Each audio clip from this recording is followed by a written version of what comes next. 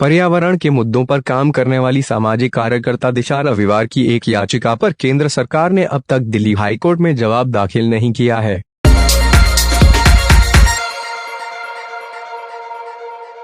पर्यावरण के मुद्दों पर काम करने वाली सामाजिक कार्यकर्ता दिशा रविवार की एक याचिका पर केंद्र सरकार ने अब तक दिल्ली हाईकोर्ट में जवाब दाखिल नहीं किया है। इसे लेकर दिल्ली हाईकोर्ट ने मंगलवार को केंद्र सरकार को फटकार लगाई।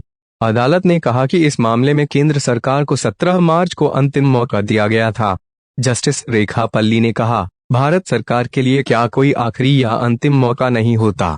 यह खराब बात है। फिर अदालत की इस बात का क्या मतलब रह जाता है कि यह आखिरी मौका है?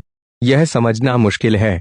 अदालत की गरिमा का क्या होगा? अदालत दिशा रविवार की उस याचिका पर सुनवाई कर रही थी जिसमें उसने मांग की थी कि उसके खिलाफ दर्ज मामले से जुड़ी किसी भी जांच सामग्री को पुलिस को मीडिया में लीक करने से रोका जाए।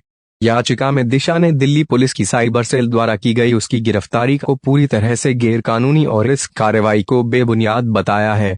6 हफ्ते का दिया वक्त। अदालत इस मामले में केंद्र सरकार पर जुर्माना लगा सकती थी, लेकिन केंद्र की ओर से पेश हुए अजय दिगपॉल ने कहा कि कोरोना के कारण अफसर दफ्तर नहीं आ सके और इस वजह से जवाब दाखिल नहीं किया जा सका। इस पर अदालत ने जवाब दाखिल करने के लिए केंद्र सरकार को 6 हफ्ते का वक्त दिया। अब इस मामले में अगस्त में सुनवाई होगी।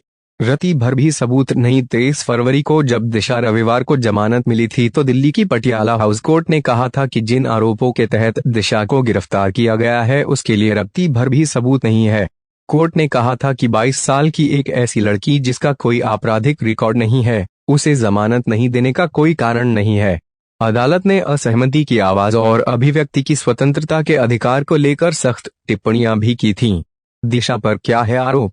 दिशा पर आरोप है कि उसने एक टूलकिट को तैयार करने और इसे सोशल मीडिया पर आगे बढ़ाने में अहम भूमिका निभाई है। पुलिस का दावा है कि इस टूलकिट के पीछे सिख अलगाववादी संगठन पोएटिक जस्टिस फाउंडेशन (PJF) का हाथ है। दिशा को इस साल 13 फरवरी को गिरफ्तार कर लिया गया था।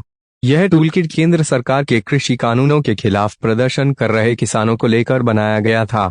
दिल्ली पुलिस के मुताबिक दिशा ने मुंबई की वकील निकिता जैकब और पुणे के इंजीनियर शांतनु के साथ मिलकर टूलकिट को तैयार किया था।